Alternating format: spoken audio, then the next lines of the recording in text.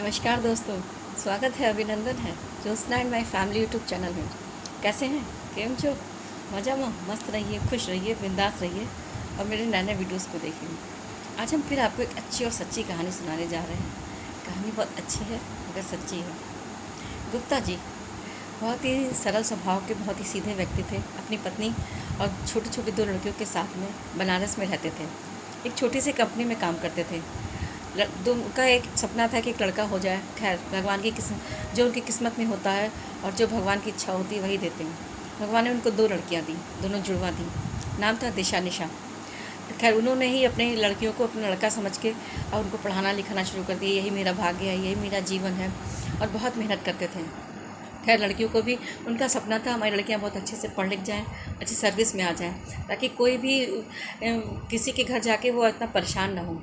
खैर, उनका सपना पूरा हुआ। लड़कियों ने भी अपनी मेहनत से और अपने परिश्रम से और गुप्ता जी की मेहनत, लगन और सरल स्वभाव से और बहुत त्याग से, दोनों पति पत्नी के, खैर दोनों लड़कियां अच्छी सर्विस में आ गई।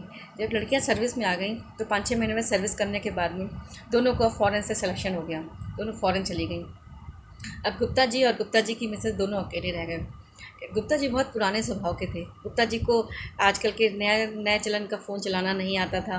गुप्ता जी को अपने अपने हिसाब से, अपने ज़माने के हिसाब से बात करते थे। बहुत ही सरलता थी उनमें, उनके स्वभाव में बात करने में। खैर, जब लड़कियां आईं तो लड़कियों ने उनको नया फ़ोन दिया, उनको फ़ोन चलाना सिखाया, व्हाट्सअप कैसे होता है, मैसेज कैसे होता है, चैटिंग कैसे होती है, सब करना सिखाया। फिर अब चूँकि लड़कियों ने कहा पिताजी काम छोड़ दीजिए, अब आप मत करिए, हम लोग तो इतनी अच्छी सर्विस कर रहे हैं, लाखों की तनख्वाह पा रहे हैं। तो गुप्ता जी ने कहा नहीं बेटा, अगर हम छोड़ देंगे तो मकान का किराया है, बिजली का खर्चा है, राशन है, पानी है, और तुम्हारी माँ की दवा है, मेरी दवा है, कैसे आएगी? और फिर हम इतना बोझ नहीं बनना चाहते। तो तब भी हम थोड़ा बहुत काम करेंगे तो हमारे हाथ पैर भी चलते रहेंगे और हमको भी बहुत आराम रहेगी। खैर, गुप्ता जी अपनी छोटी सी कंपनी में काम कर रहे थे और अपने बहुत सुकून में मियाँ बीवी थे। मकान का खर्चा भी था, सब कुछ था, लड़कियां भी भेजती थी। लेकिन वो चूँकि फ़ॉरेन करेंसी थी, उसको इंडियन करेंसी में करना उनको आता नहीं था। तो जब लड़कियां 6 महीने बाद, साल भर बाद आती थी तो उनको ट्रांसफ़र करके पैसे दे जाती थी, उनको हाथ में पैसे दे जाती थी। तो ये सब नहीं कर पाते थे। खैर, कुछ 1-2 सालों के बाद में जब लड़कियां बाहर चली गईं तो 1-2 सालों के बाद में गुप्ता जी की 25वीं मैरिज एनिवर्सरी आई।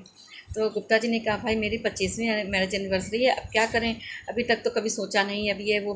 तो लड़कियों ने वहाँ से फ़ोन किया, पापा 25वीं मैरिज एनिवर्सरी है, बहुत अच्छे से मनाइएगा, किसी अच्छे से होटल में जाके आप और माँ खाना खा लीजिएगा, अच्छे से सेलिब्रेट कर लीजिएगा, हम लोग आ नहीं पाएंगे। तो पापा ने कहा कोई बात नहीं बेटा, आप नहीं आ पाओगे तो हम ऐसे ऐसे घर में मना लेंगे। तो लड़कियों की जिद थी, नहीं वेट नहीं पापा, आपको तो होटल जाना है, होटल में खाइएगा, वहाँ की फ़ोटो भेजिएगा, और आप पहली बार कम से कम मेरी माँ को होटल में तो खाना खिलाइए। मेरी माँ ने तो कभी होटल में खाना ही नहीं खाया, ना ही आपने खाया। तो गुप्ता जी बोले हाँ बेटा, तुम लोगों की पढ़ाई लिखाई और तुम लोगों की में उसके कारण हम कभी सोच ही नहीं पाए कि ज़िंदगी कैसे रफ्तार से बढ़ गई। आज हमारी लड़कियां बड़ी हो गई और पढ़ लिख गई, अच्छी सर्विस में आ गई, जो सपना था मेरा पूरा हो गया। अब क्या है बेटा, खाना तो अब तो अब उम्र दराज हो गए हैं, खाना तो कहीं भी खा लेंगे। लड़कियों ने कहा नहीं पापा, कुछ भी हो जाए, आपको होटल जाना पड़ेगा, वहाँ माँ को खाना खिलाना पड़ेगा, खुद खाना खाना पड़ेगा, अच्छे से तैयार होकर जाइएगा और अच्छी सी वहाँ पे एक जयमाल डालिएगा, केक काटिएगा और वहाँ की फ़ोटो ज़रूर भेजिएगा। खैर, लड़कियों के आग्रह करने पे बेचारे वो होटल गए। जब वो होटल गए, पहली बार वो खुद होटल में गए, क्योंकि उन्होंने कभी हमेशा पैसा बचाया, पैसे बचाने के चक्कर, लड़कियों को पढ़ाने के चक्कर में हमेशा पैसा बचाते रहे। खैर, जब पहली बार होटल गए तो अपनी पत्नी के साथ तो बहुत खुश थे, कैसे खाया जाता है, कैसे वहाँ का भोजन होता है। खैर, वो जो वेटर आया उसने मीनू दिया। तो उन्होंने कहा, मिसेज जो गुप्ता जी की पत्नी थी रमा, तो उन्होंने कहा भाई आज तो हम कढ़ाई पनीर खाएंगे। हमने कभी कढ़ाई पनीर नहीं खाया, वो भी होटल में। तो कढ़ाई पनीर बहुत महंगा था। तो गुप्ता जी ने देखा कढ़ाई पनीर तो बहुत महंगा है। बोले अरे कुछ सस्ता खाना खा लो, क्या जाता है, और कढ़ाई पनीर में क्या रखा है। बोले नहीं भाई, खाएंगे तो कढ़ाई पनीर खाएंगे, आज ज़िंदगी में हम पहली बार होटल में आए और उसमें भी आप कढ़ाई पनीर ना खिलाओ, फिर मेरी मैरिज एनिवर्सरी हम लोगों की, एक बार क्या मेरी बात नहीं मान सकते। तो गुप्ता जी ने खैर बात तो मान ली, लेकिन अंदर ही अंदर मन से बहुत संकोच कर रहे थे। हाय भी, अभी हमें किराया भी देना है, बिजली का बिल भी देना है, राशन पानी भी लाना है, और ये देखो इसने रमा ने जिद कर दी कढ़ाई पनीर खाना है। खैर, दोनों की नोकझोंक हो रही थी। जब नोकझोंक हो रही थी तो पड़ोस में बैठे एक मेज़ पे एक असलम भाई सुन रहे थे। तो असलम भाई ने एकदम से अपने फ़ोन को, जब ये बात उन्होंने सुनी कि वो कह रहे थे कढ़ाई पनीर खाएंगे, गुप्ता जी कह रहे थे हम नहीं खिलाएंगे, खर्चा ज़्यादा होगा, ये सब नोक जोक जो थी वो पड़ोस के असलम भाई सुन रहे थे। असलम भाई ने अपना फ़ोन उठाया और अपनी ही रिंग बजा के अपने ही नंबर पे बहुत तेज़ से बात करने लगे। हाँ भाई, बहुत खुशी हुई, अल्लाह ने हमको एक सुंदर सी लड़की दे दी। खूब ऐसा करने लगे ताकि सबका ध्यान उनकी तरफ आकर्षित हो जाए। खैर ऐसा हुआ। वो इतनी तेज़ तेज़ बात कर रहे थे, बहुत हंस हंस के, और सब ताकि सबका ध्यान उनकी तरफ आकर्षित हो गया। जब सबका आकर्षित हो गया तो सब लोगों ने पूछा, भाई क्या हुआ, क्या बात है? तो असलम भाई बहुत खुश हुए। उन्होंने एक झूठी मुस्कान से भर के कहा, अरे भाई, मेरे घर में एक सुंदर सी लड़की का पैदा हुई है। अल्लाह ने हमको खूब सुंदर सी एक लड़की दी है और उसको हमको नवाजा है। और अब ऐसा है, आज हम सबको अपनी तरफ से कढ़ाई पनीर खिलाते हैं। तो सबने कहा, तो सबने लोगों ने कहा, अरे भाई ये तो बहुत अच्छी बात है, सब भाई मुबारक हो। सबने बहुत शुभकामनाएं दी। गुप्ता जी ने भी दी, गुप्ता जी की मिसेस ने भी दी। तो गुप्ता जी ने कहा, नहीं नहीं, हमने तो अपना खाना ऑर्डर कर लिया है और हम तो भाई अपना तो मंगा रहे हैं। तो असलम भाई ने कहा, नहीं आप मंगा लीजिए, पैसे हम दे देंगे, कोई बात नहीं, लेकिन कढ़ाई पनीर सबको मेरी तरफ से होगा। खैर सबने कढ़ाई पनीर खाया, खूब इंजॉय किया, घर चले गए। जब घर चले गए, 5-6 दिनों के बाद में वही असलम भाई अपनी लड़की को पार्क में टहला रहे थे। इधर से गुप्ता जी और गुप्ता जी की मिसेस भी टहलने निकले। तो गुप्ता जी ने जब असलम भाई से सामने मिले, मुलाकात हुई, और असलम भाई सब ठीक ठाक है? हाँ गुप्ता जी, सब फर्स्ट क्लास है, आपकी अल्लाह की दुआएं हैं, ऊपर का अल्लाह का फजल है, ऐसे सब कह के दोनों ने बातचीत करी। तो गुप्ता जी देखने लगे, अरे ये आपकी बड़ी बेटी है? अच्छा अच्छा, उस दिन छोटी बेटी पैदा हुई है, ये आपकी बड़ी बेटी, तो आपकी 2 बेटियां हो गई। तो असलम भाई ने कहा, नहीं नहीं, अल्लाह की फजल से हमारी एक ही बेटी है, यही हमारी बेटी है। देखिए बेटी तो 5 साल की हो गई। तो गुप्ता जी ने कहा, उस दिन भी तो आपकी एक बेटी पैदा हुई थी, आपने कहा था, तभी आपने सबको कढ़ाई पनीर खिलाया था। तो असलम भाई ने कहा, अरे छोड़िए, किसी और दिन बताएंगे, ये तो बहुत लंबी कहानी है। तो गुप्ता जी ने कहा, ऐसी कौन सी लंबी कहानी हो गई जो आप मुझे बता नहीं रहे? तो ऐसी क्या बात है, मुझे बताइए। तो खैर असलम भाई ने बहुत टालने की कोशिश करी, लेकिन गुप्ता जी पीछे पड़ गए कि नहीं, आप हमको बताइए तो क्या आखिरकार बात क्या है।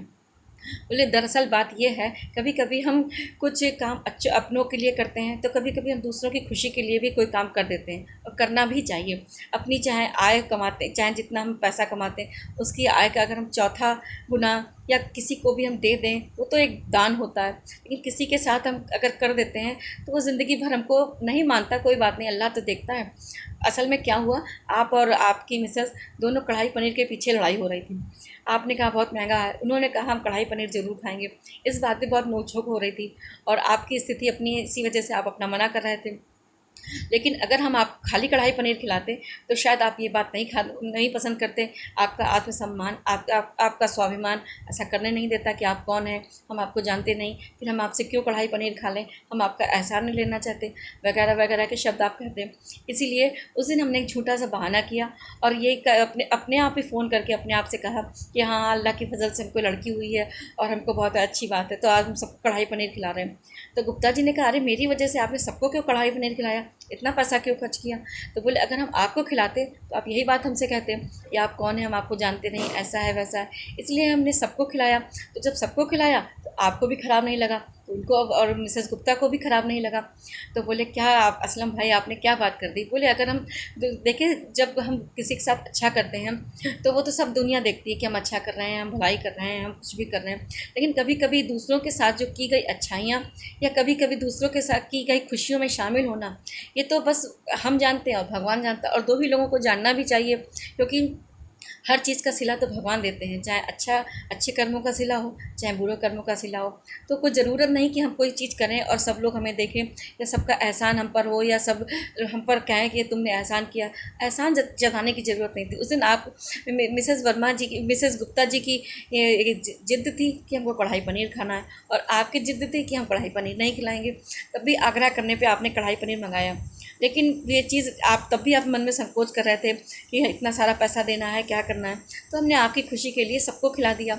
अपनी आय का कुछ पैसा हमने सबको, एक सबके जश्न में एक खुश भी हो गया, हम भी खुश हो गए, आप सब भी खुश हो गए। और अगर हम आपको खाली खिलाते तो आप शायद ये बात पसंद नहीं करते, ना ही आपकी मिसेस पसंद करती। तो हमने आपकी खुशी के लिए अपनी भी खुशी, आपकी खुशी में अपनी खुशी समझी, और सबको कढ़ाई पनीर खिला के एक सबसे शुभकामनाएँ ले ली, सबसे दुआएँ ले ली।